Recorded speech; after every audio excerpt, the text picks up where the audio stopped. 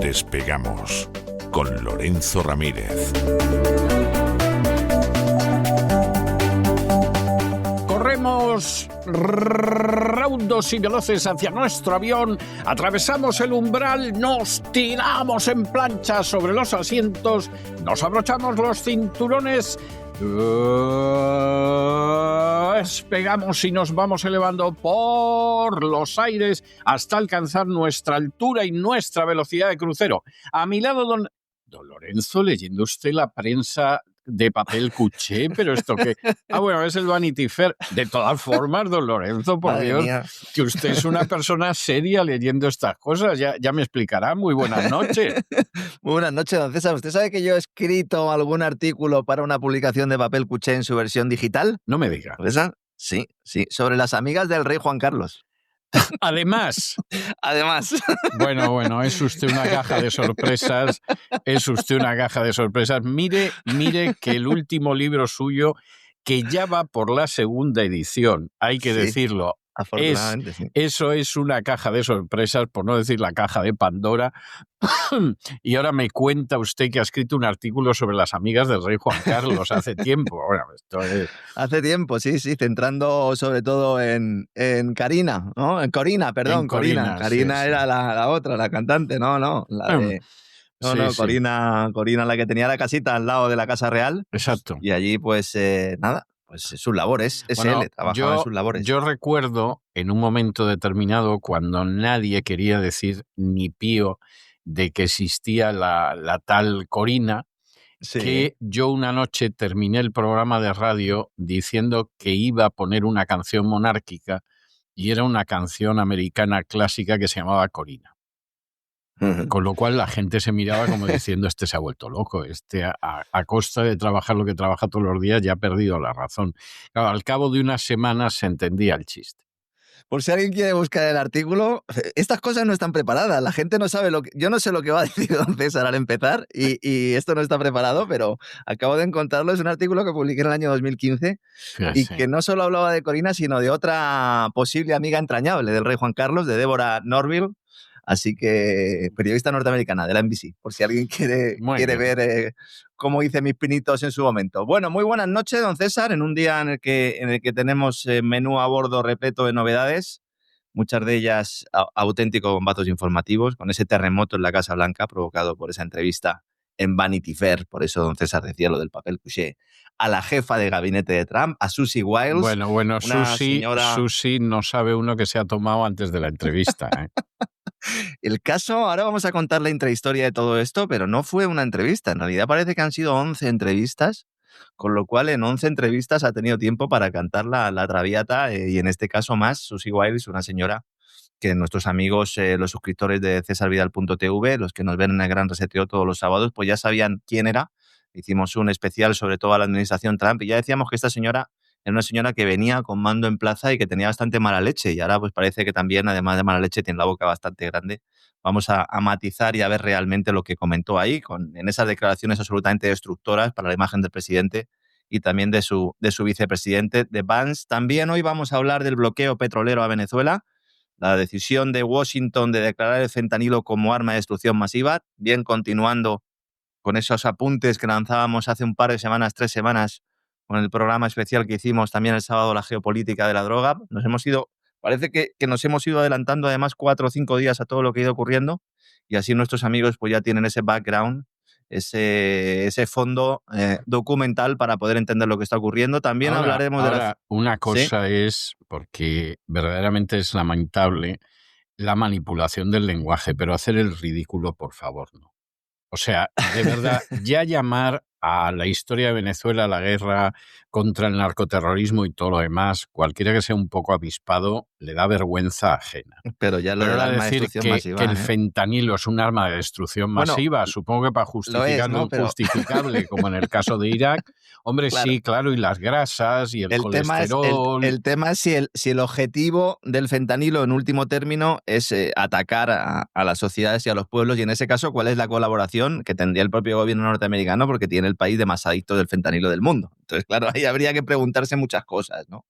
Es como, ahora vamos a comentar también, como esas declaraciones de Trump diciendo que Maduro está robando el petróleo a los venezolanos. No, quien está robando el petróleo a los venezolanos es Chevron, desde hace muchísimo Exactamente, tiempo. sí, Claro, sí, sí. claro, claro. También hablaremos de la censura en la red social de Elon Musk, de X, dirigida por exoficiales de inteligencia israelíes, tela el programa de hoy.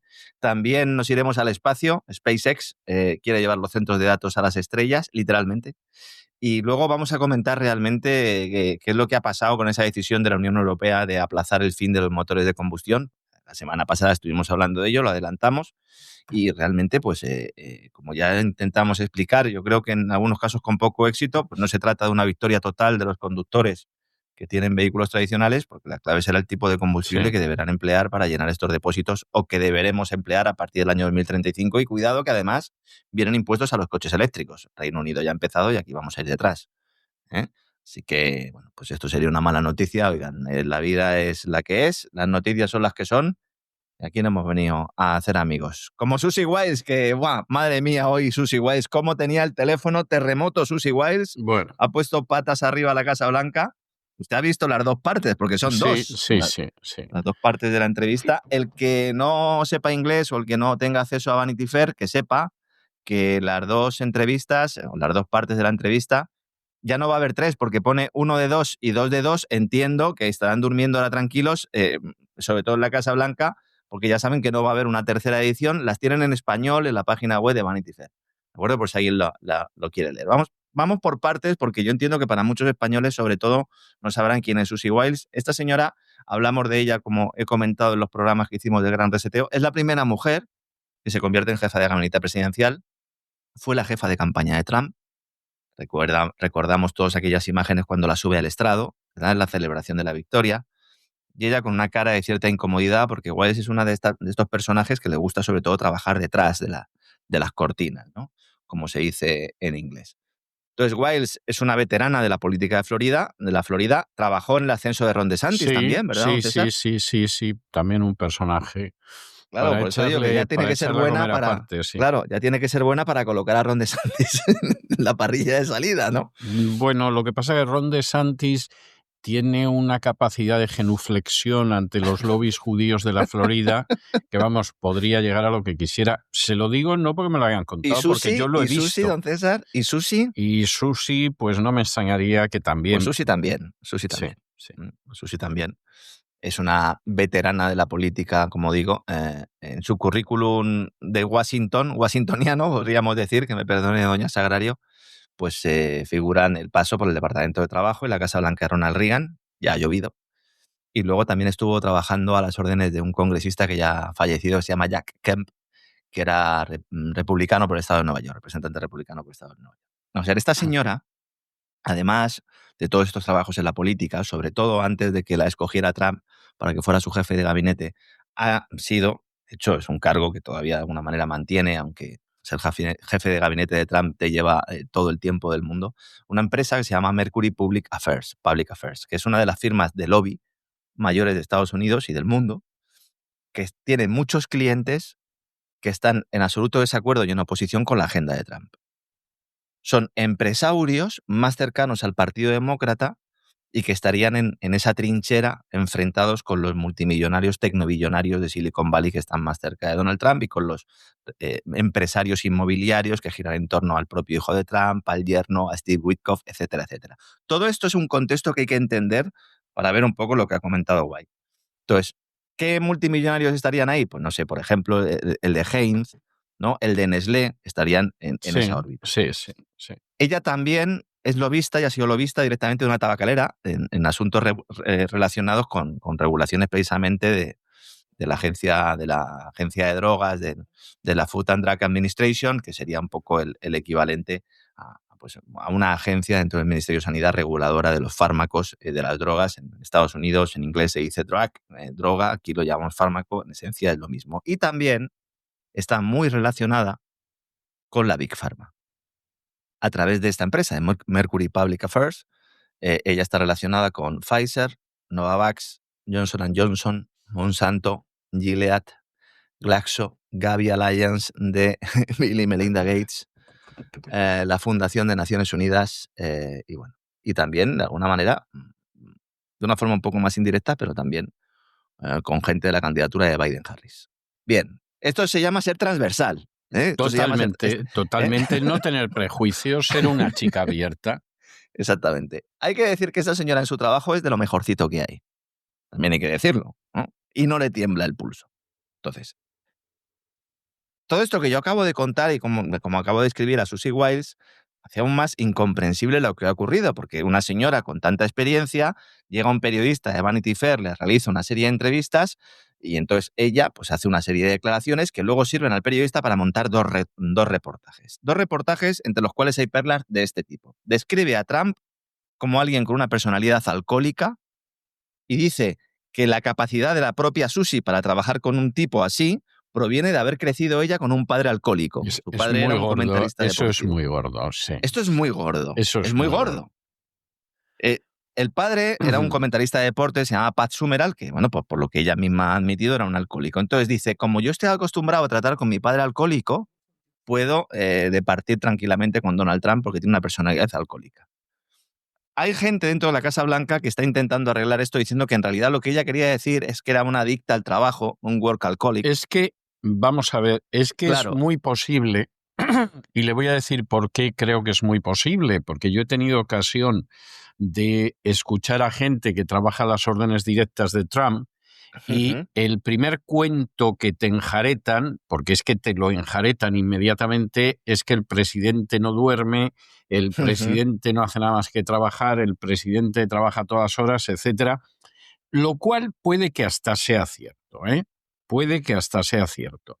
Pero claro, eso según lo expreses, el presidente se acerca a ser Superman, porque además te dicen, y con la edad que tiene el tío, con la edad que tiene el tío... Está hecho un toro, está hecho un toro. Exactamente, y me llama a las tantas de la madrugada, que yo estoy intentando dormir. Este disco te lo colocan todos. Pero claro, está lo mismo, se ha explayado, y en un momento determinado soltado, y a mí me recuerda a mi padre, que era un alcohólico, claro, que era un borracho, no sé qué, y tal. Sí, claro, ya la cosa varía, porque una cosa es el presidente que no duerme, no descansa, la lucecita del pardo, como decían en la época de Franco, eso es. que había sido precedida por la luz de la Piazza Venezia de Mussolini, o sea, lo de la luz que no se apaga fue un rollo que se inventó Mussolini, que luego copió Franco y todo lo demás, y ahora Donald Trump. Y entonces, claro, tú empiezas por ahí, pero si de pronto dices, me recuerda a mi padre, que era un borracho y que no dormía nunca, siempre estaba pegado a la máquina de escribir y a la botella, y claro, ya el símil pues no es afortunado. Luego, yo les recomiendo que vean el reportaje, bueno, que lo lean, porque es lo mejor en estos casos. Pero bueno, otra idea fundamental sobre el vicepresidente Vance. Dice, este hombre ha sido un teórico de la conspiración prácticamente toda su vida, durante una década. Dice, y su conversión de crítico de Trump a leal ha sido política impulsada por sus ambiciones en el Senado más que por principios. Esto es otra gran barbaridad que seguramente sea real. Exactamente, coincido con usted. Eso seguramente es verdad, pero no lo puedes decir. No puedes decir eso. O sea, no claro, tú no puedes salir y decir... Lo puedo decir yo, lo puede decir usted, pero no lo puede decir sus iguales. Exactamente, y no puede salir uno, por ejemplo, y decir, pues Marisú Montero, vamos, le importan los españoles, le importan un pimiento, pero como es una tía ambiciosa, hace esto y lo otro.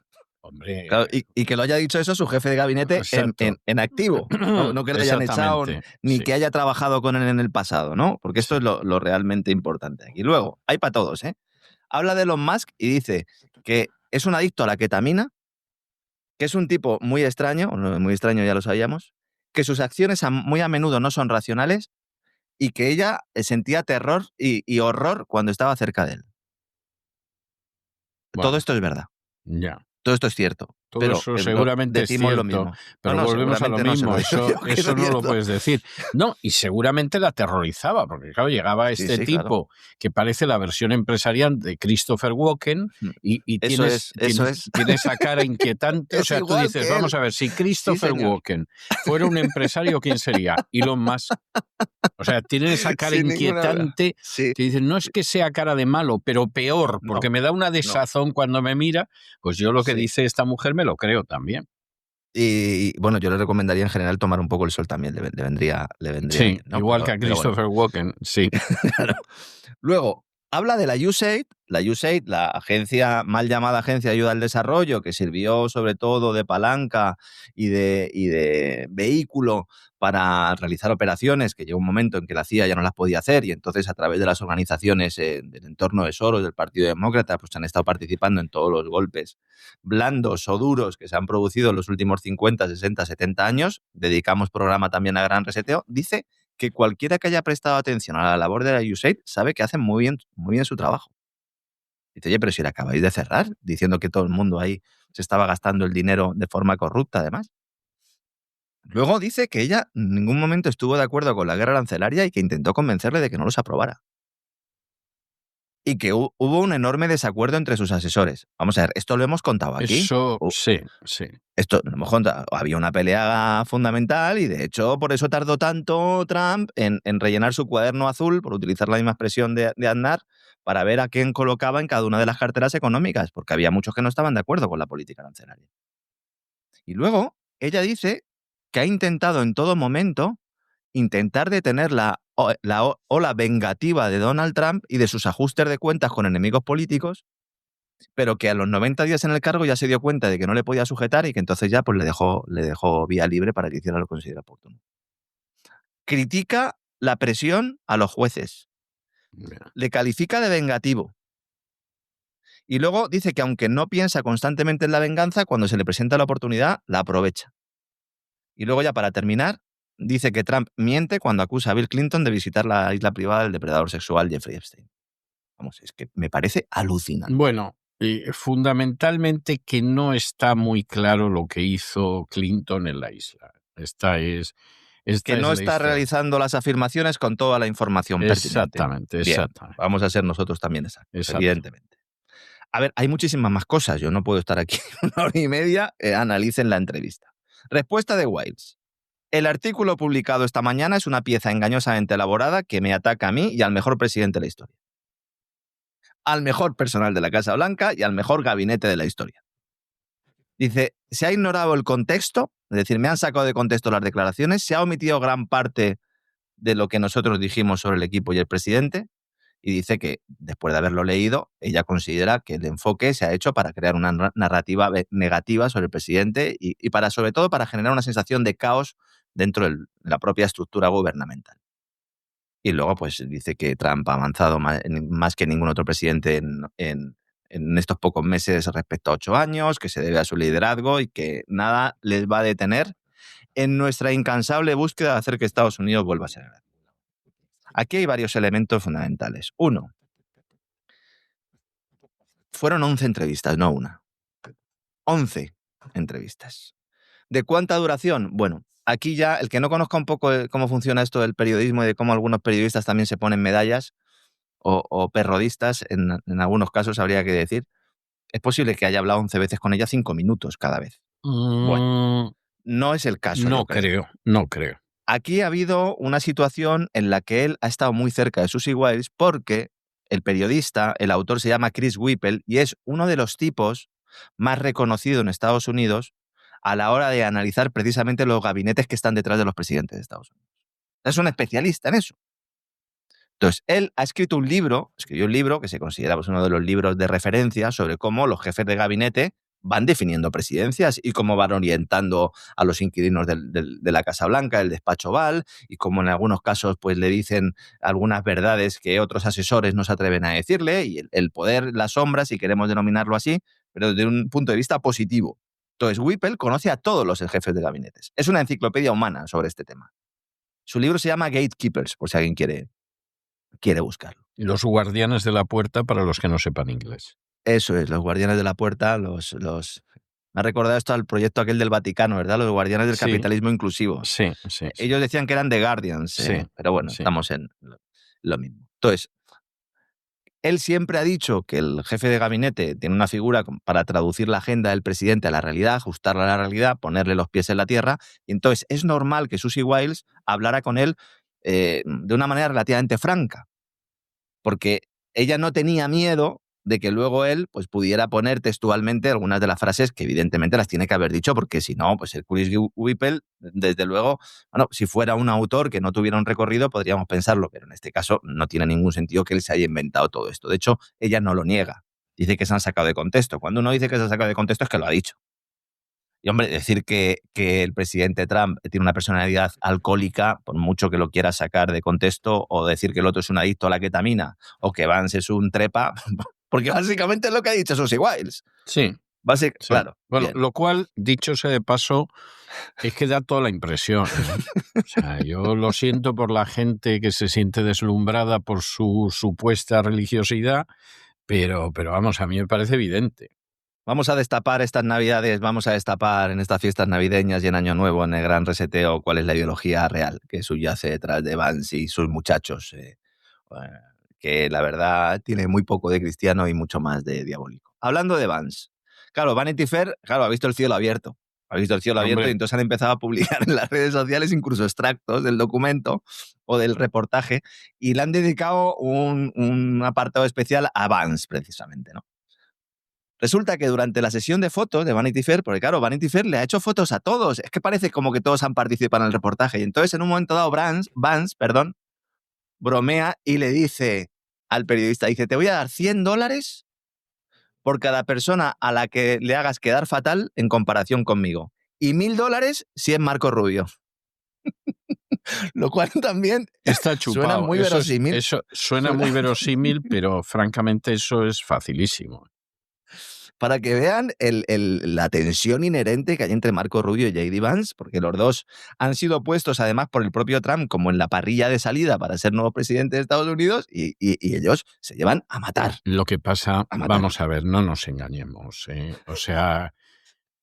Ponga usted orden con lo de Rubio, por favor. Sí, es que eso en la carrera por la designación del Partido Republicano, vamos, el pequeño Marco, como le llama Donald Trump, no tiene la menor posibilidad frente a J.D. Vance, ni la más mínima posibilidad. O sea, así de claro. Debe tener más o menos las mismas posibilidades que yo, que ni siquiera soy del Partido Republicano. O sea, ¿no cree que lo podrían poner enfrente de Vance para que Vance lo barriera en unas primarias? Es que a mí eso me parece muy posible. Es más, fíjense lo que voy a decir, porque suena a maldad, pero a mí no me extrañaría nada que el propio Donald Trump le dijera, Marco, preséntate. Como, claro. Así es que es lo que está haciendo, le está empujando un poco. Tírate tú a la piscina, ¿no? Que yo también me voy a tirar, ¿no? Que tienes posibilidades, y lo presente para que el otro ya lo acabe de machacar. Con lo cual, seguramente Donald Trump se sentirá satisfecho por la oposición que en su día le presentó Marco Rubio. Sin ningún éxito, todo hay que decirlo. Pero sí da la sensación de que Trump es personaje rencoroso. O sea, sí, que es un poco lo que decía. Y lo que dice esta mujer, yo creo que es cierto. Vamos a ver. Los políticos que yo he conocido en general son rencorosos, claro. y además muy rencorosos, pero es verdad que en muchas ocasiones, por pura conveniencia, por pura inteligencia táctica, renuncian a la venganza en un momento determinado, pues porque no te conviene, ¿no? O sea, eso es una realidad, sí. Pero Trump, que en estos momentos piensa que tiene un poder casi omnímodo y si no lo tiene lo suma al de su yerno y ya casi lo alcanza, pues entonces yo estoy convencido, primero, de que está humillando a Marco Rubio cada lunes y cada martes. Eso de entrada. No le voy a contar las hablillas que circulan sobre Marco Rubio, que vamos, han llegado y han adquirido carta de verosimilitud, incluso entre la comunidad cubanoamericana, fuera de micrófono, incluso ante la comunidad cubanoamericana de Miami, que ya es conseguir que la insidia se acepte porque son los suyos, por decirlo de alguna manera. Y entonces En este Fuego amigo. sentido, sí, fuego amigo es terrible. Entonces, yo estoy convencido que no tiene nada que hacer frente a J.D. Vance. Además, el porte, todo, ¿no? Nos presentarían ahí a J.D. Vance como la gran esperanza. Mide casi 1,90 al lado del otro, que no es que sea muy bajo, mide 1,75, pero claro, al menos esa es su altura oficial. No sé si se pondrá alzas, pero está claro que aquí hay una utilización para colocar a J.D. Vance en la presidencia, y esto es evidente. Eso no tiene discusión. Luego, el tema entre Bessent y Zelensky también, porque Susie Wiles habla de la pelea. A ver, cuando se produjo la famosa visita de Zelensky a Washington y acabaron peleándose en directo Trump y Zelensky, propio jefe de gabinete, también allí, pues delante de todas las cámaras, en aquel evento que dio y aquellas imágenes que dieron la vuelta al mundo. Lo que ha estado contando Susie Wiles es que ella se da cuenta de que va a haber lío cuando Trump y Vance le reprenden a Zelensky ante la televisión mundial. Ella ya sabía que iba a haber lío antes. Y entonces, ella lo que había planteado es hacer esa reunión sin cámaras. Y en la entrevista lo que dice es, si tuviéramos que volver a hacerlo, yo no tendría cámaras porque iba a acabar exactamente igual. Es decir, la situación entre Zelensky y Trump, que es algo que también hemos contado aquí, pero que como va en contra del relato oficial, es exactamente igual de mala que aquel día. Entonces, lo que dice Wiles es que este espectáculo fue la culminación de un comportamiento entre bastidores por parte de Zelensky y su entorno, que ya de entrada Zelensky ya iba como con una intención y con unas formas bastante maleducadas. Entonces, por eso pasó lo que pasó, y J.D. Vance, vamos, salvo orinarle, es que no le pudo decir más cosas. El que le mete bien es Vance a Zelensky en aquel encuentro. Entonces, tenía una reunión con el secretario del Tesoro, Zelensky, Scott Bessent, cuando visitó Kiev para cerrar un acuerdo sobre derechos mineros. Y le dio plantón. Zelensky le dio plantón al secretario del Tesoro. Y ya la cuestión estaba caliente. Entonces, lo que dice Susie Wiles textualmente es que hubo una especie de mal rollo, y utiliza esa expresión, en todos los sentidos. Y dice, y yo no diría que Vance estalló porque él se controló. Es decir, que podía haber ido a más porque en privado él dijo una serie de historias y tal. Estoy convencido también de que yo también estoy convencido de eso, sí. Porque ese es otro de los elementos que hay que tener claro. En la Casa Blanca ahora mismo hay un ambiente de bar a las 5 de la mañana, porque Bessent casi se pega con Elon Musk. En mal plan. Sí, en mal rollo, de mal rollo. No cantando Asunción, qué bonita serenata, sino en plan de tú has mirado a mi novia. Sí. Tú a quién miras y tal, tú qué miras. Sí, y al final demasiado. Pues así. Sí. Scott Bessent está en casi todas. J.D. Vance, que para ser un vicepresidente, don César, está teniendo mucho protagonismo. El vicepresidente normalmente no tiene tanto protagonismo. Ya, pero como aquí no es el presidente, sino que es el delfín, pues claro, la cosa varía. Y entonces, en todo esto, sale el periodista de Financial Times a echarle una mano a Volodymyr y dice, oye, que Volodymyr no tuvo toda la culpa. Esto parece salsa rosa, pero esto es la actualidad geopolítica económica de hoy. Entonces dice el periodista de Financial Times, Christopher Miller, dice, yo estaba allí en el momento en el que Bessent se reúne con Zelensky, o no se reúne, mejor dicho, en Kiev. Y es que resulta que Bessent iba con mucha prisa y que no le dio tiempo a Zelensky a ver el documento del acuerdo sobre tierras raras que traía consigo. Y esto también es muy factible. Llegó allí Bessent y le dijo, firma ahí. Y entonces dijo Zelensky, yo no voy a firmar contigo, no me voy a reunir contigo. Y entonces, los dos se meten en una habitación delante de los periodistas y cierran la puerta. Y entonces se lían a gritos, se lían a voces dentro. Mientras el periodista de Financial Times estaba con Andriy Yermak. Entonces, el periodista de Financial Times ha publicado también 2 artículos contando la película. Dentro de la Casa Blanca, ¿qué se dice oficialmente? Que estos son bromas internas que tienen ellos. Sí, claro. No cuela. No. Dice, bueno, sí, que Susi, ¿cómo es Susi, qué cachonda Susi. Sí, exactamente. Qué bien, dice, oye, que te llamo borracho. Dice, bueno, yo en el fondo tal, no bebo, es lo que ha dicho Trump. Dice, yo no bebo, pero bueno, es verdad que yo me obsesiono con muchas cosas. Lo cual es posible que sea cierto, además. Sí. Le ha dicho, yo no bebo, pero oigan, yo puedo tener actuaciones así un poco que se pueda considerar. Y bueno, en el fondo, lo que hay ahora mismo es horror ante esta publicación, y que pone de manifiesto, bueno, pues una situación dentro de la Casa Blanca que dista mucho de ser idílica, ¿no? Luego también, y esto engancha ya con el siguiente tema, vamos a hablar un poco de eso del bloqueo a los petroleros a Venezuela. respecto a lo que piensa hacer Trump o lo que opina del tema venezolano, lo que dice Susie Wild es: quiere seguir destruyendo barcos hasta que Maduro se rinda. Y gente mucho más inteligente que yo al respecto dice que lo va a hacer. Y esto, claro, parece contradecir la postura oficial del gobierno, que destruir barcos no es para echar a Maduro, sino por el tema del narcotráfico, que ya no se lo cree nadie. Pero yo creo que eso claro, es algo también es verdad. absolutamente indiscutible. Claro. Entonces, al final, ¿cuál es el problema aquí? Que todo lo que ha dicho Susie Wiles es cierto. Es cierto. Y nosotros hemos estado aquí hablando de ello.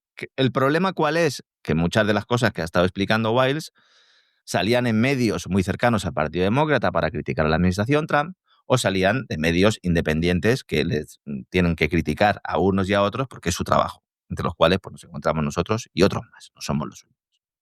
Tema petrolero de Venezuela. Después de las imágenes del otro día que se publicó el vídeo de aquellos piratas, soldados norteamericanos bajando en helicóptero y confiscando un petrolero en aguas venezolanas, ahora mismo Trump, y a través de las redes sociales, ni públicamente, en una rueda de prensa, ni a través de una orden ejecutiva, ni nada, anuncia el bloqueo total de los petroleros que entren y salgan de Venezuela si Estados Unidos considera que deben estar en la lista de sanciones. Dice él, atención, porque esto es una astracanada ya, nivel top. Dice: el ilegítimo régimen de Maduro utiliza el petróleo de los yacimientos robados para financiarse. Bien. ¿Yacimientos robados? Si son yacimientos venezolanos, ¿Yacimientos ¿no? robados a quién? Claro, ¿a quién se los ha robado? Dice: así como para el narcoterrorismo, fíjense que ya es narcoterrorismo, la trata de personas, el asesinato y el secuestro. Para eso utiliza petróleo robado. Maduro, según el presidente de Estados Unidos. O sea, pero esto es un disparate. Es un disparate, es un disparate. Yo muchas veces digo, voy a leer directamente la declaración para que nadie piense que es una interpretación. Dice: por el robo de nuestros activos y por muchas otras razones. ¿Cómo que nuestros activos? ¿Se está refiriendo Trump a expropiaciones que hayan hecho gobiernos venezolanos de activos petroleros de Estados Unidos? Porque normalmente cuando ha expropiado Venezuela, ha expropiado a empresas españolas, no ha expropiado a empresas estadounidenses. Sí. Pero bueno, podríamos decir, se podría interpretar que algunos de los acuerdos a los que ha llegado Chevron con el gobierno de Venezuela podría contemplar algún tipo de expropiación. Venga, vamos a aceptar pulpo como animal de compañía.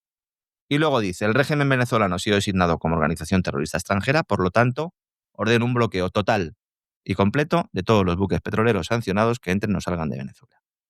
Es que eso es un disparate. O sea, yo comprendo que quiera derribar a Maduro. Yo comprendo la gente que considera que Maduro debería irse y vamos, está más que justificado. Pero es que eso de que el fin justifica los medios es intolerable. Ya contamos aquí, estuvimos explicándolo en el gran reseteo en el que estuvimos hablando de todo esto, como pues, lo que se está haciendo aquí, y para satisfacción de Marco Rubio, porque en esto sí que Marco Rubio está muy contento, presentar toda esta idea, toda esta operación, como una reedición de la guerra contra el terror, llegando a Hispanoamérica 14 años después del 11S, en esta enésima pirueta política que traspasa muchas líneas rojas argumentales, incluso de sentido común, y utilizando la retórica y herramientas de un lenguaje militar. Ofensiva militar, que en su momento la lanzó Bush después del atentado contra las Torres Gemelas y que ahora utiliza Trump para justificar esta escalada militar en el Caribe. Y también lo liga con otro hecho, también ignominioso de la historia de Estados Unidos, con el tema de la invasión de Irak y las armas de destrucción masiva, porque, utilizando, insisto, esta retórica y este lenguaje, se declara al fentanilo arma de destrucción masiva. Dice: oiga, ¿y el fentanilo qué tiene que ver con Venezuela? Absolutamente nada. Absolutamente nada, pero no es que lo diga yo, es que lo dice la CIA. Los propios informes de la CIA, los propios informes de think tanks norteamericanos, el propio Departamento de Estado, establece ninguna relación entre el fentanilo y Venezuela. Pero da igual. Y luego el segundo factor. Si llamamos al fentanilo arma de destrucción masiva, hombre, ¿es una herramienta de destrucción masiva o es algo que destruye de forma masiva?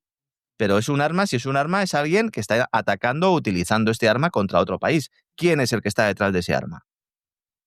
Estados Unidos dice China. ¿China? ¿China es la culpable de que Estados Unidos tenga el mayor número de adictos del planeta? ¿La oferta crea la demanda?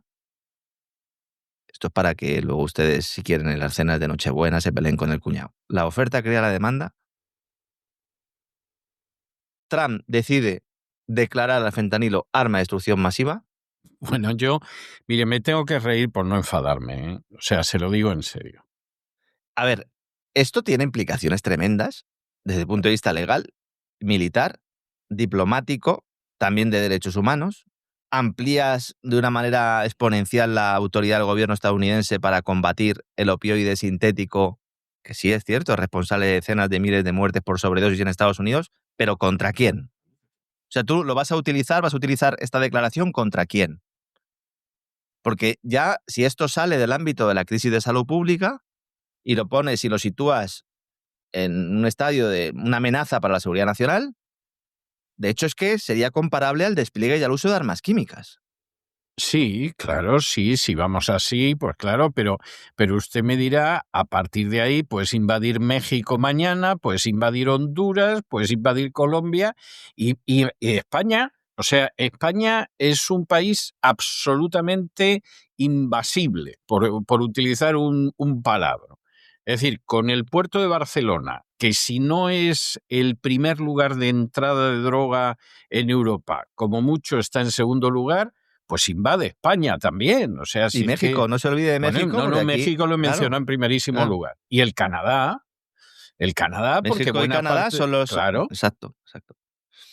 México y Canadá, lo estuvimos contando en el gran reseteo que dedicamos a la geopolítica de la droga. Dijimos, en el momento además en el que se declare esto bueno, pues no nos podíamos imaginar que se fuera a declarar directamente arma de destrucción masiva, pero sí se identificaba al narcotraficante como un terrorista y por lo tanto se le puede buscar en cualquier lugar, protegido por cualquier país, de una manera, como usted acaba de explicar, absolutamente discrecional. No.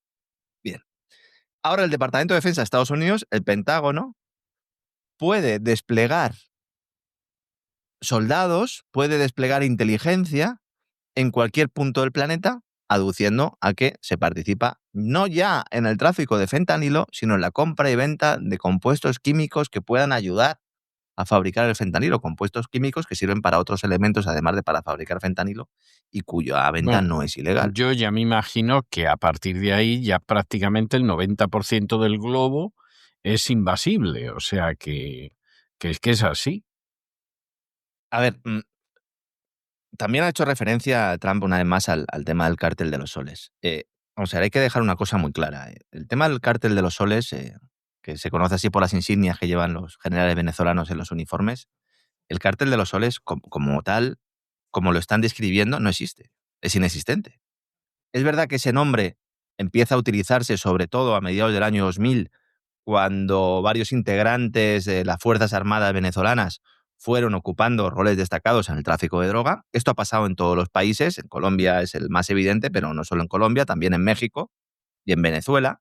Y una cosa es que haya elementos de las Fuerzas Armadas asumiendo roles activos hasta el punto de incluso dirigir operaciones, y otra a favor del tráfico de drogas o beneficiando a los narcotraficantes, y otra muy distinta es que el ejército como tal sea una organización narcoterrorista, que es lo que está diciendo en estos momentos Estados Unidos. Con independencia de lo que piense cada uno de Maduro, de su enfoque político, de su recorte de los derechos y libertades y de que sea un execrable dictador en muchos de los elementos y que ha adoptado decisiones que van contra las libertades más básicas. Con independencia de todo eso. De hecho, hay un organismo que se encarga de estudiar este tipo de organizaciones que se llama el International Crisis Group, que estos han emitido varios informes diciendo que en realidad el cártel de los soles, como digo, como tal no existe, sino que es una expresión periodística, un lema creado para referirse a la implicación de las autoridades venezolanas en el narcotráfico. Sí, Que es muy lo cual posible, es cierto. es cierto, que es muy posible que haya manga ancha y que haya determinados elementos dentro de las Fuerzas Armadas que todo el mundo sepa que están en este negocio y que estén siendo protegidos por autoridades gubernamentales. Bueno, a mí no me cabe ninguna duda, porque si no estarían en la cárcel o estarían bajo tierra. Y esto es así.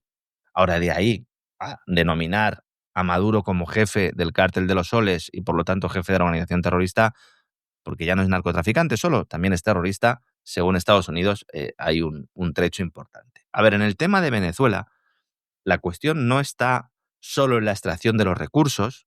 Ahora hay muchos análisis en torno al tema del petróleo. La extracción de los recursos ya se estaba produciendo. Es decir, Estados Unidos no ha tenido ningún problema para sacar petróleo de Venezuela.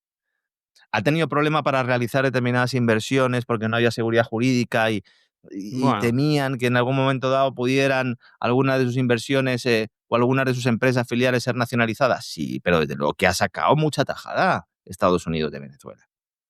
Y si me dicen, oiga, ¿quién ha robado más petróleo en Venezuela? Pues si nos ponemos así, a los ciudadanos venezolanos, ¿quién se lo ha robado? Pues se lo han robado entonces el gobierno, el actual, el pasado y el anterior, y Chevron, la petrolera norteamericana.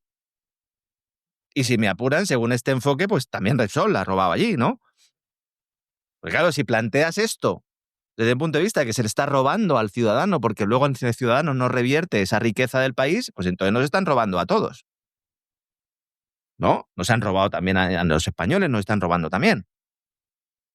Entonces, una cosa es emplear esto desde un punto de vista crítico, analítico, incluso pues desde el enfoque político, y otra cosa muy distinta, hacerlo desde la Casa Blanca e incluso pues, saltar por encima o directamente eludir todo lo que tenga que ver no solo con el derecho nacional, sino con el propio derecho de Estados Unidos, el ordenamiento jurídico estadounidense.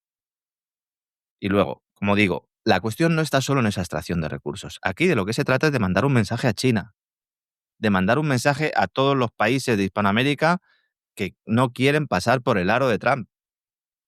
No es un tema exclusivo de obtención de recursos, es una muestra de fuerza que sirva a los países de la región como aviso de lo que le sucede a aquellos que no sigan el guión. Y el que no rompa lazos con China tiene el palo y la zanahoria. La zanahoria es el dólar y la zanahoria es el modelo Milei. Que allí por lo visto no van a robar nada, ¿verdad, Donald? Y el modelo Cast y el modelo boliviano. Exacto. Y luego tienes el otro, que es el del enfrentamiento total. Enfrentamiento total bombardeando. Y además, esta denominada guerra contra las drogas, ahora el fentanilo arma de destrucción masiva, proporciona a Washington un marco para ejercer presión política, militar y económica sobre países que no compren el relato supranacional. O que no compren este nuevo enfoque multilateral, que en realidad es unilateral de la estrategia de seguridad nacional norteamericana. Entonces, el narcotráfico deja de ser un problema no solo de salud pública, sino también deja de ser un problema criminal para convertirse en una herramienta de dominación que permite justificar la intervención y el control sobre terceros países. Totalmente. Utilizando, claro, esa retórica de la seguridad para enmascarar intereses geopolíticos más profundos. ¿Por qué no se declara la cocaína arma de destrucción masiva? Porque los consumidores de fentanilo son gente que prácticamente, y sin el prácticamente, llega un momento ya en el que acaban viviendo en la calle en unas condiciones lamentables y son yonkis de los yonkis. Sin embargo, los de la cocaína son los que están firmando estas leyes. Los que se sientan en los despachos y en las mesas de trading de Wall Street. Claro. Siempre ha habido clase, ¿verdad? Siempre ha habido yonkis de primera y de segunda. Siempre, claro. siempre. Claro. Es cierto, ¿eh? Es igual que antes, cuando se introducía la heroína y el crack de forma masiva, pues decía, qué asco me dan esos yonkis, mientras llevabas en el bolsillo 2 o 3 gramos de farlopa, que ahora ya no sé si sabe usted, don César, que ya la RAE ha admitido farlopa en el diccionario. Sí. Sí, Anda, farlopa mira. es, sí. En esto están los de la RAE. Fija y da esplendor, limpia, fija y da esplendor, era el eslogan, ¿no? De la RAE. Pues no sé si la farlopa limpia, fija y da esplendor, pero ya lo han introducido. También piercing, También piercing y boca chancla. Boca chancla Susie Wiles, en este caso podríamos denominar boca chancla Susie Wiles y no nos equivocaríamos según la RAE. Big mouth, como dicen aquí. Sí. Bueno, más cosas.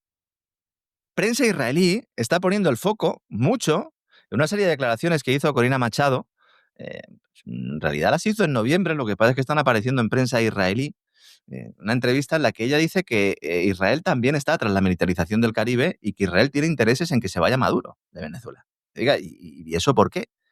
Dice que es que Venezuela es uno de los países más antisemitas del mundo, que es uno de los países más hostiles hacia Israel y hacia el sionismo en América Latina. Fíjense que equipara antisemita con antisionista. Bueno, eso un clásico, ¿no? Es un clásico, pero aparte de que eso sea un clásico, que en fin es muy bochornoso que haya gente que se preste a ello y gente que se lo crea, todavía es más deplorable. María Corina llega a un plan que en estos momentos hay un aterrizaje de los marcianos en la Tierra y vamos, pierde el tras para entrevistarse con el jefe de los marcianos y decirle que Maduro odia Marte y que hay que invadir Venezuela. Y se va a Italia y dice, no le gusta la pizza ni la pasta, ¿verdad? Sí, sí. Y llegaría a Valencia y no quiere paella. Fíjense, dice, atención al argumento, dice, no, como Maduro es un heredero de Chávez. Entonces, Chávez asimismo se consideraba a sí mismo el heredero ideológico de Fidel Castro, dice esta señora, y aliado de otros regímenes de izquierda. Y como este rompió relaciones diplomáticas con Israel durante la Operación Plomo Fundido en 2009, Operación Plomo Fundido, la denominada Guerra de Gaza, Primera Guerra de Gaza, Sí.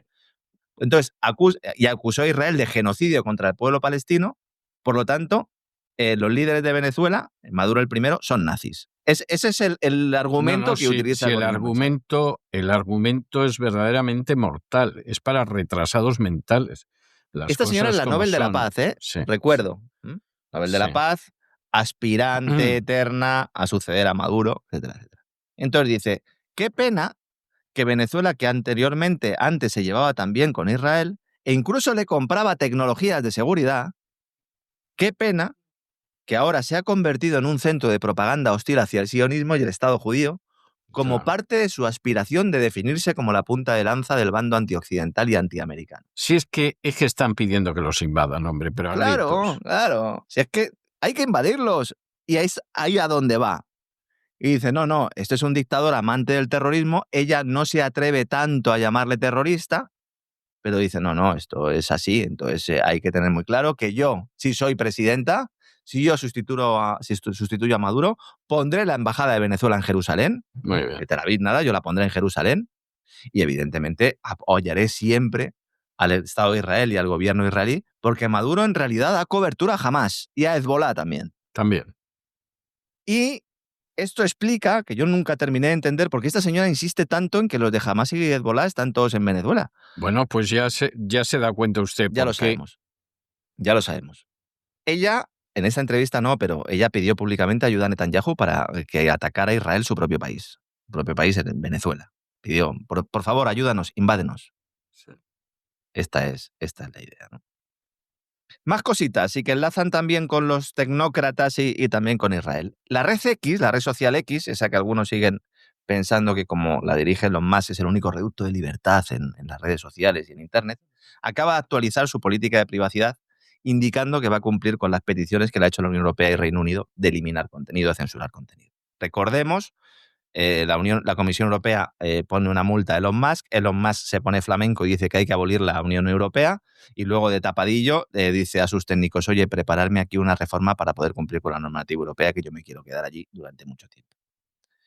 A partir de ahora, lo que deja muy claro X es que cada uno es responsable del contenido que publica o que crea, que esto, pues en principio, no está mal, de hecho debería ser así, cada uno debería ser responsable, pero al actualizar los términos de servicio vigentes a partir del 15 de enero del año 2026, todos aquellos que le han dado así, para seguir utilizando esta aplicación, autorizan a que todo lo que se publique se convierta en dato de entrenamiento para modelos de inteligencia artificial, cada pensamiento, opinión y obra creativa, que a partir de ese momento ya no serán robados, sino que serán entregados, sin compensación ninguna y sin opción de exclusión. Licencia de contenido perpetua. Es decir, X tendría una licencia para usar, copiar, modificar y distribuir todo el contenido para cualquier propósito o en cualquier medio conocido o desarrollado posteriormente en el futuro. Para siempre. Pueden venderlo, entregárselo a gobiernos, lo que sea. Una jurisdicción forzosa. Todas las disputas, todos los problemas deberán presentarse en el condado de Tarrant, en Texas. Se renuncia al derecho a participar en demandas colectivas. Todo aquel que use X renuncia a su derecho a participar en demandas colectivas. ¿Esto se puede hacer, don César? No, esto supuestamente no se puede hacer, pero bueno, esta gente va como va. Bien. Luego, la cancelación arbitraria, que de esto sabe muy bien don Isaac, ya se la han tumbado en más de una ocasión. Años de contenido, conexiones, reputación, perdidos, etcétera, etcétera. Luego establece una sanción al usuario de $15.000 si accede a más de 1 millón de publicaciones en 24 horas, que esto a lo mejor hay gente que no lo entiende. Fundamentalmente afecta a investigadores que están analizando pues, determinados posts de la plataforma, que bueno, pues utilizando sobre todo herramientas de inteligencia artificial para buscar pues, contenidos determinados, pues pueden ser también multados. Y luego se reservan el derecho de entregar cualquier tipo de mensaje directo, borrador no enviado e historial completo a los gobiernos en función de lo que, abro comillas, razonablemente crean que es necesario. Pues ya está. Oh, bueno, eso me ha llegado al alma. Eso de razonablemente crean que es necesario me parece verdaderamente fantástico. Si Fantástico. ustedes llevan a X, antes conocido como Twitter, al Tribunal de Texas y consiguen que el Tribunal de Texas le dé la razón en el conflicto que tengan con X o con Twitter, X tiene una responsabilidad máxima de $100. Es decir, recibirán ustedes $100 y a correr. Y luego, todo el daño que le hagan a alguien, reputacional, estafa, todo lo que sea, prescribe en 1 año. Si uno descubre que hace 366 días que le ha sucedido algún tipo de problema en la red, pues no puede presentar ya ningún tipo de reclamación. Los responsables de confianza y seguridad de Twitter X, que ha puesto Elon Musk al frente desde que llegó para gestionar todo esto, son 2 tipos que se llaman Zach Shafira y Mishal Tochani, que son antiguos agentes de inteligencia israelíes. Bien. Los datos biométricos de X se comparten con una empresa de inteligencia israelí. ¿Qué está pasando aquí, amigo Elon? ¿Qué estás haciendo aquí, Elon? Este es el liberal, el libertario, el que nos dice en Europa que tenemos que ir avanzando hacia reformas democráticas. ¿Qué estás haciendo en X, Elon? De momento sabemos lo que está haciendo con la pasta, porque ya ha iniciado el apoyo financiero a las campañas de candidatos republicanos a las elecciones de midterm del año 2026, don César. Lo están viendo muy mal y muy complicado, ¿verdad? Es que está la cosa mal, ¿eh? O sea, yo, además lo he dicho y lo voy a seguir repitiendo, si Maduro aguanta hasta las elecciones de midterm, seguramente aguanta, porque no está nada claro que los republicanos vayan a ganar las elecciones de midterm. Es más, todo apunta a que las van a perder. O sea, que ya a Fíjense, partir de ahí saque usted conclusiones. fíjense que ya no es solo que hayan acudido a Musk. Recordaremos aquellas imágenes que se vieron después del enganche y del enfrentamiento que propició finalmente la salida de Musk de la Oficina de Eficiencia Gubernamental. Posteriormente vimos unas imágenes en las cuales pues, coincidían en un evento Trump y él y se sentaban juntos, incluso le ponía la mano en la rodilla a Trump, hablando con él como diciendo, bueno, esa expresión que suelo utilizar yo tanto y que me gusta tanto, mira, entre bomberos no nos vamos a pisar la manguera, yo te necesito a ti, tú me necesitas a mí, vamos Sí. a ver si la sangre no llegue al río, ¿no?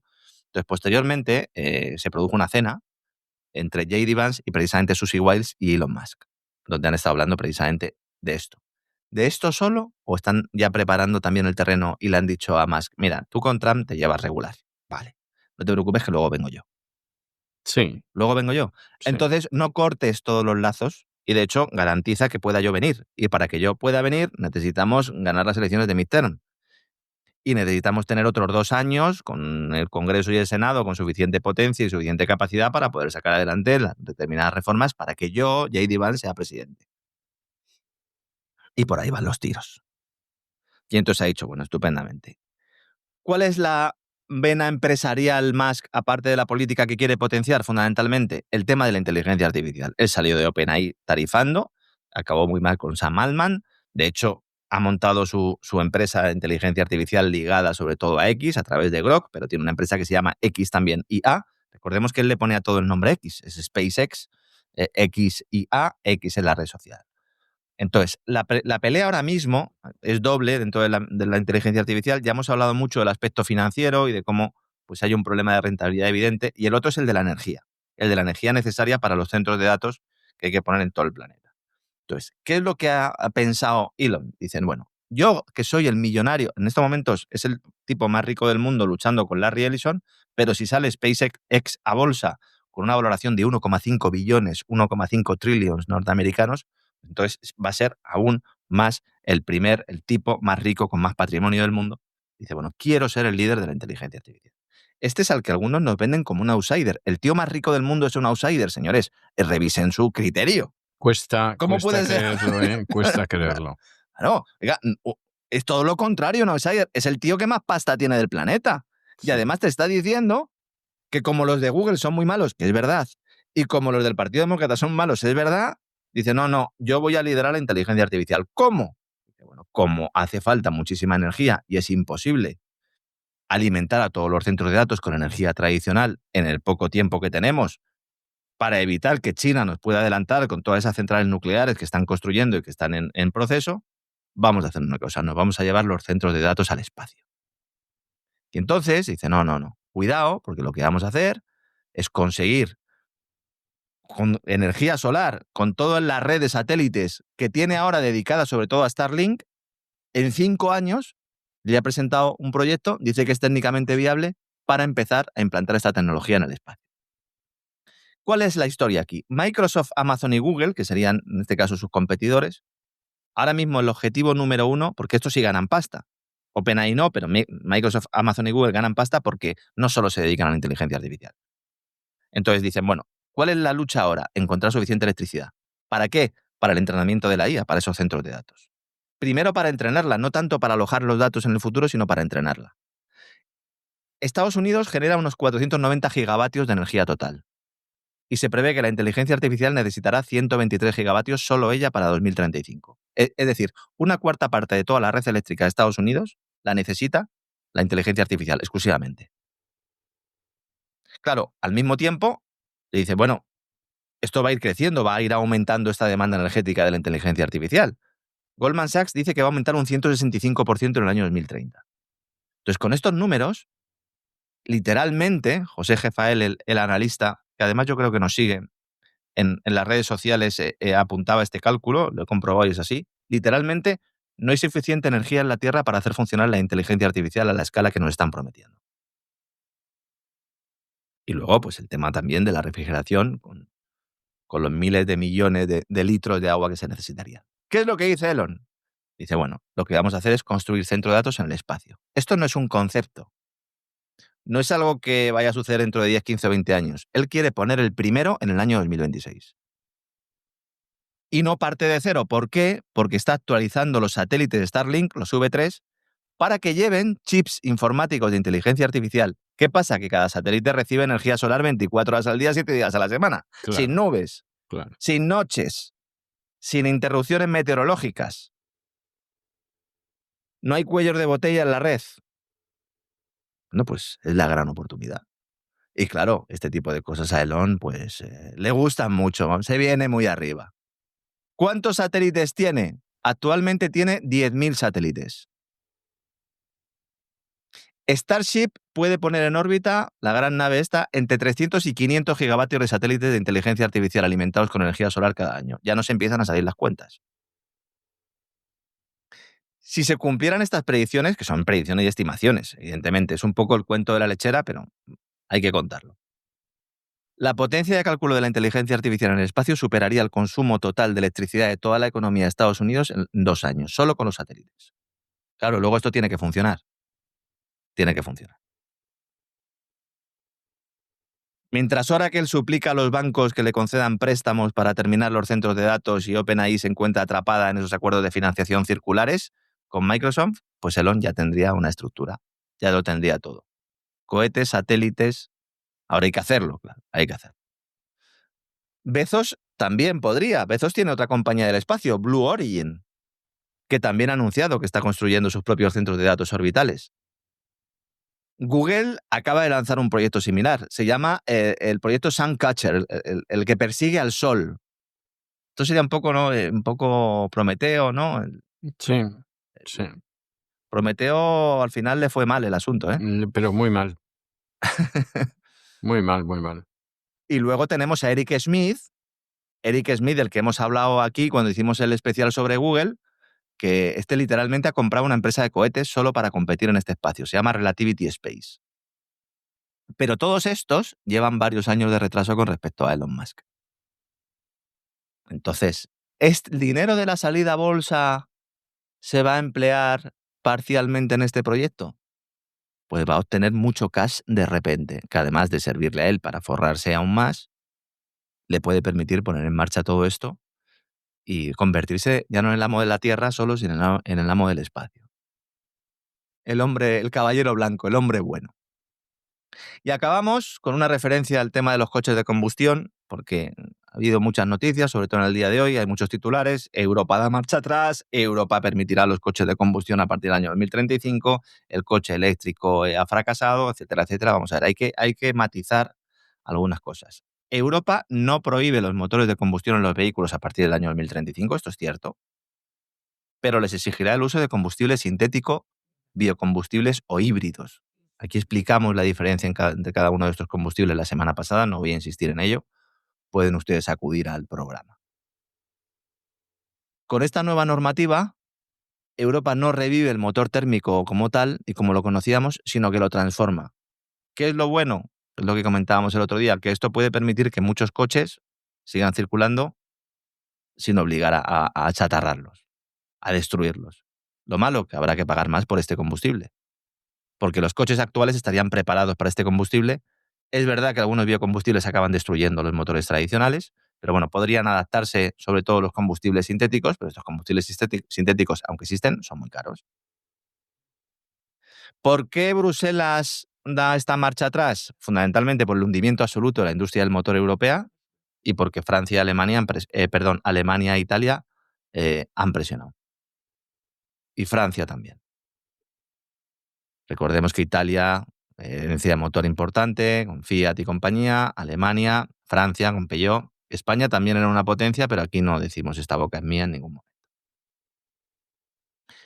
¿Esto implica que no vaya a haber ninguna modificación hasta el año 2035? No, se puede volver a votar y pueden volver a cambiar de opinión. Es discrecional, lo cual pues no sabemos muy bien lo que va a pasar. Pero ya pasan de una reducción de las emisiones de CO2 del 100% a una del 90%. Hay mucha gente que no entiende. Dice, bueno, pero si van a dejar que haya coches de combustión, ¿por qué siguen apuntando a un objetivo de reducción del 90% de las emisiones? Y eso es imposible, porque es que no se va a utilizar combustible tradicional. Vuelvo a insistir en ello. O al menos eso es lo que está ahora votando la Unión Europea. Ahora, la norma tal como estaba hecha establecía que todos los coches nuevos vendidos a partir del año 2035 en Europa tenían que ser 0 emisiones. Y ahora lo que dicen es que pueden tener emisiones, pero poquito. Bruselas no aclara ni el horizonte para alcanzar el objetivo ni nada. Y esto, pues de momento, lo que da es un poco de empaque y da un poco de margen a las grandes industrias del motor que están dejando de construir o están reduciendo sus líneas de vehículos eléctricos y vuelven otra vez a apuntar al motor tradicional, al hidrocarburo, al diésel, a la gasolina.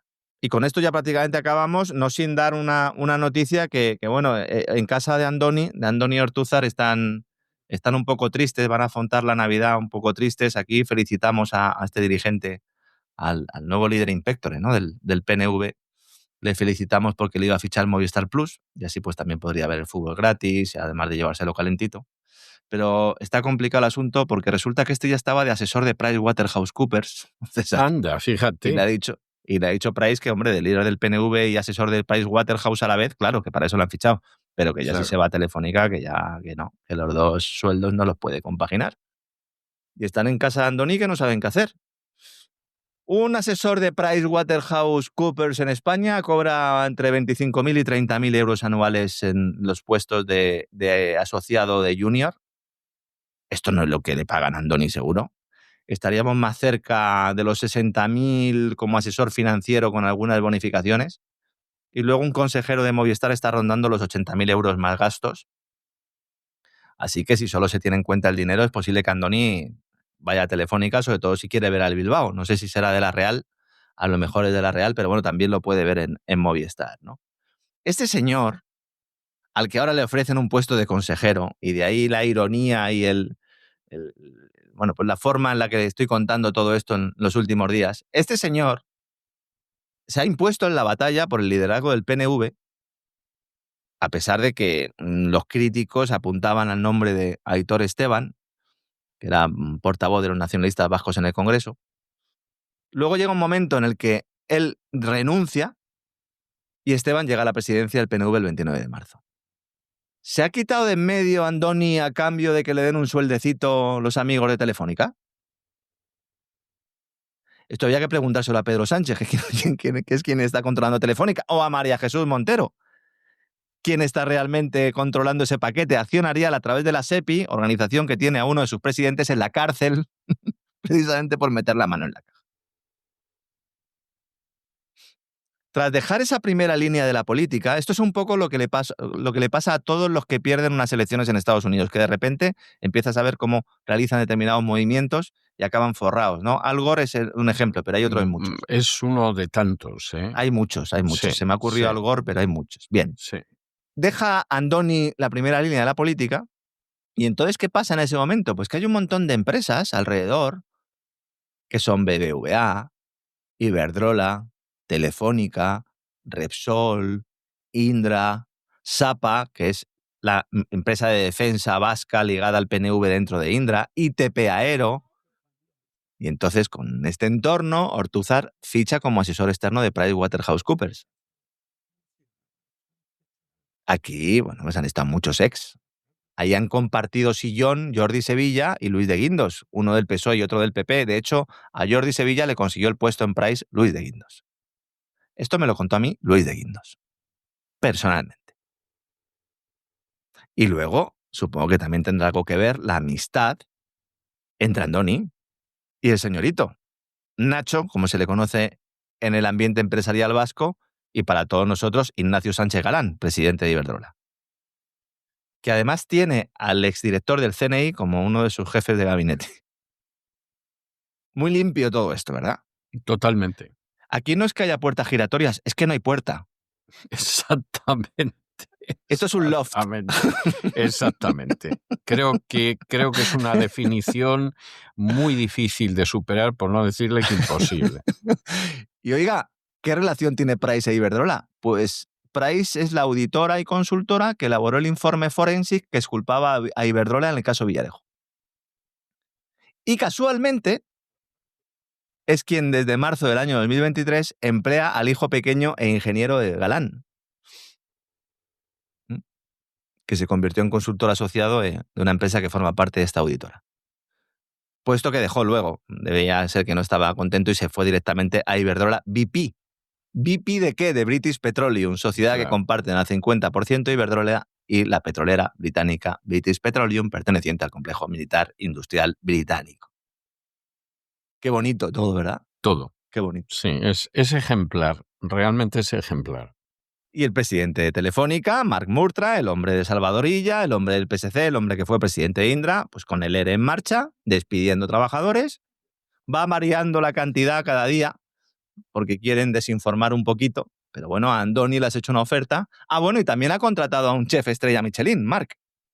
Hombre, pues Marc eso Murtra, sí. Es un detalle, ¿eh? Sí, pero para él, para comer detalle, él, ¿eh? Sí, bueno.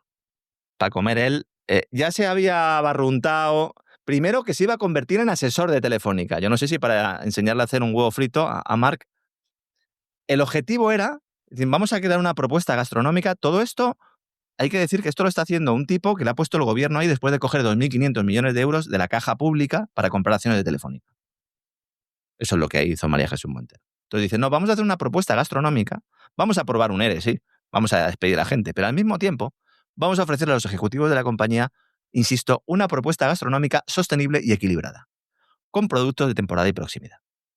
Para eso vamos a convertir a este tipo, a Ramón Freixa, chef estrella Michelin, en asesor de Telefónica. Y ya estaba Marc en ello, que ha dicho, hombre, vamos a ponerlo al frente del menú del presidente. Y entonces, varios cocineros apreciados por el equipo ejecutivo de Telefónica han sido puestos en la calle, los han despedido de malas formas para poner en su lugar al chef con estrella Michelin. Bueno, por lo menos Marc comerá a gusto.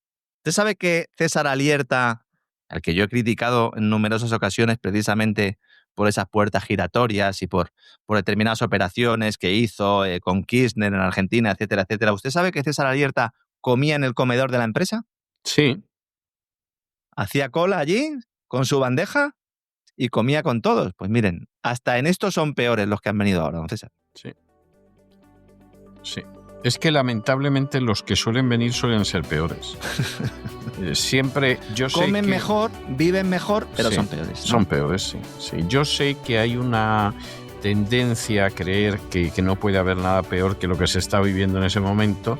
Bueno, los que llevamos ya mucho tiempo sabemos que que los que vienen por regla general son peores. Así es, don César. Claro, así es. Mañana más.